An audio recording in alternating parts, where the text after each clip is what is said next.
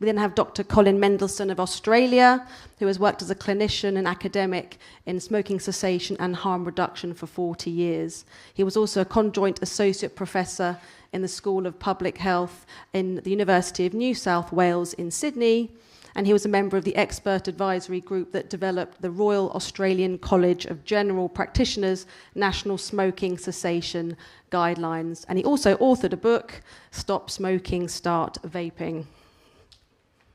Now we'll move on to Colin from Australia. So I have a question regarding the New Zealand approach versus the Australian approach. So as an Australian physician with extensive experience in smoking cessation and tobacco treatment in Australia, helping smokers to quit cigarettes, can you briefly tell us about the regulatory differences between Australia and New Zealand? Yes, thank you. I'd love to. Look, I must say it's lovely to be amongst friends. Where I come from, there's enormous hostility to tobacco harm reduction, and it's nice to see people who get what I'm talking about, and it's not a hostile environment, which is what I'm used to. Because in Australia we have a very restrictive policy on vaping, to the point that it really is a form of prohibition. Nicotine liquid is regulated as a medicine, not a consumer product or a tobacco product. And that means that you need to be at least 18 to vape. You need to get a prescription from a registered doctor to be allowed to vape, and then you need to buy your prescription from a pharmacy. So you can't sell products from convenience stores, retail outlets, tobacconists legally. You have to buy these products from pharmacies. Personal importation of products is banned. Vapers used to bring products in from New Zealand in particular. They can't do that anymore unless you've got a licence to bring products in for sale in pharmacies. And then you need a special licence for that purpose. In Australia, there are only 3 flavours allowed: nicotine, tobacco, menthol and mint. And there's a very limited range of devices available. So for vapers in Australia, it's very challenging, and the products generally are unappealing, inaccessible, and they're becoming increasingly unaffordable. So in reality then, how is the model really working? Well, yes. Well, the model is not working in terms of the legal options available. So the vast majority of users are in fact resorting to the black market. The current model that's legal is so hard to access and so unappealing that the products are unappealing that people are buying illegal products through the black market. Now, that's a black market controlled by the same criminal gangs that import illicit tobacco into Australia. They have a major network that's well run, and they import these products and sell them through retail outlets, social media and on the internet. And these organisations are criminal groups and bikie gangs that are engaged in turf wars to control market share. So what that means is we're having enormous numbers of tobacco and vape shops firebombed. We're having homicides. We're having extortion of tobacco and vape shops to control their share of the market. So it's a totally unacceptable situation. We've got now this, vaping is the second biggest illicit black market for drugs in Australia, and we created that. Cannabis is number 1, vaping is now number 2. So yes, there are ways of accessing products, but these are products that are unregulated, they're high in nicotine, they're poorly labelled, and we really can do better than that. I have a question regarding youth vaping. As we know, it's a key concern for many. What are your thoughts on the effectiveness of Australia's stringent vaping regulation in actually reducing youth vaping, considering the data showing there's high underage access rates? Yeah, so one of the purposes of our strict regulations was to restrict vaping for access for young people, but of course these strict regulations have been counterproductive.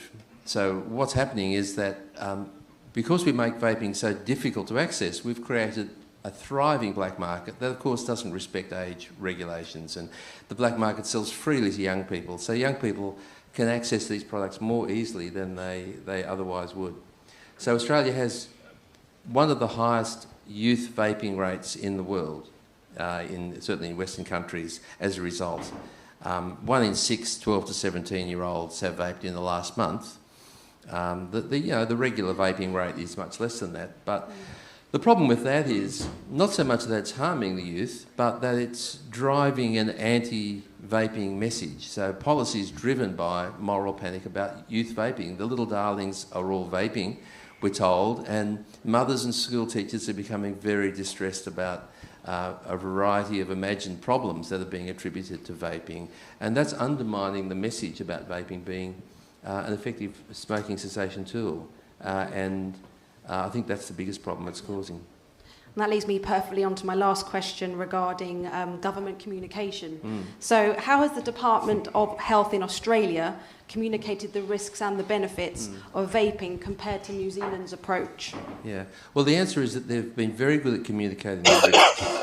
So they see vaping, our government sees vaping as a public health menace that needs to be managed. In fact, the Minister for Health yesterday stated in a radio interview that his goal is to see the vaping industry eliminated from Australia. So his concern, of course, is youth vaping. That's his excuse. He talks very little about the benefits. Vaping is, as we all know, it's a tobacco industry ploy to addict a new generation to nicotine. And, of course, then they're all going on to smoking and being brain damaged. And this is the sort of information he's constantly informing Australians about. And if you say it often enough, people believe in it. So, yes, we're getting negative messages from the government, from our health associations, our medical associations and health charities. And unfortunately, they're all in group step. And they're all saying the same things. And they're all pushing legislation to minimise risk and basically ignoring the millions of Australians who smoke, who are at risk of death and serious illness. Yeah. So it's a very disturbing situation. But in spite of that, we still have very high vaping rates in Australia. We don't have nicotine pouches. We have a vaping rate of 7% of the adult population. 1.7 million people are getting these products illegally. And it's still the most popular quitting method in Australia, even though it's essentially banned and the most effective. So, the government thinks it'll be able to control vaping. It'll just increase interceptions at the border, increase policing.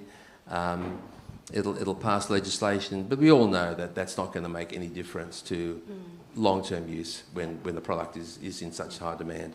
So regarding the smoking rates in Australia then, what impact has the government had in terms of their communication approach on the smoking rates in Australia?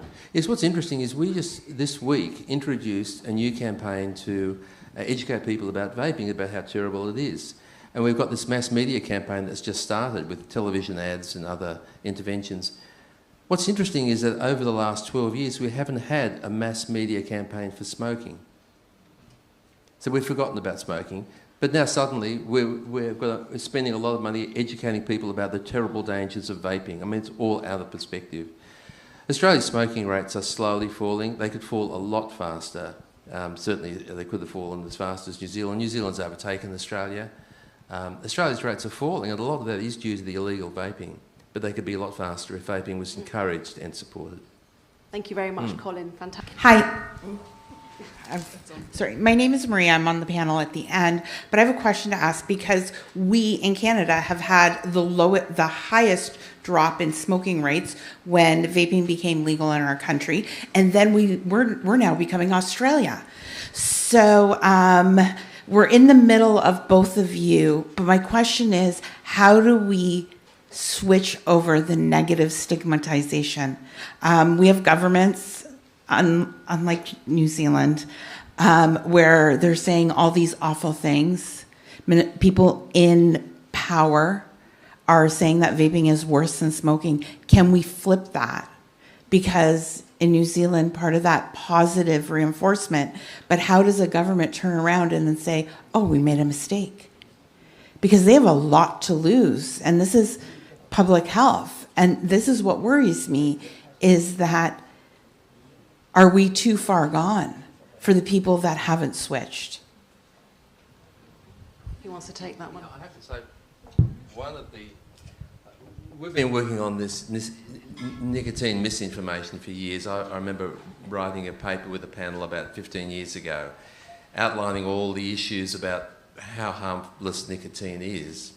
And really, we're still in the same place we were back then. So it seems to be such an ingrained issue, and it's being maintained by people with an interest to do that. So I think it's very hard. I can't see any simple way around it. I mean, you know, there are the pro-vaping forces are not well funded, and that's one of the struggles that we have. And consumer organisations like yours and so many organisations don't have the money. And to challenge the dominant narrative, our health minister says repeatedly how harmful nicotine is and the danger it's causing. He's over and over again. He gets national airplay. It's repeated in the media. I'm not sure how you compete with that. Sorry for my English, but the question is, why believe yours that if it's so few doctors in Australia to register nicotine? Why is the reason? Yeah. It's not a bottleneck to accessibility? I don't know, but like a colleague, yeah. I don't understand that. Yes, look, there's a number of issues. The doctors there have been a number of surveys, published peer-reviewed surveys of doctors in Australia, and the doctors are often sceptical about vaping. They're quite negative. The problem is that they're poorly educated and they believe what they read in the newspapers.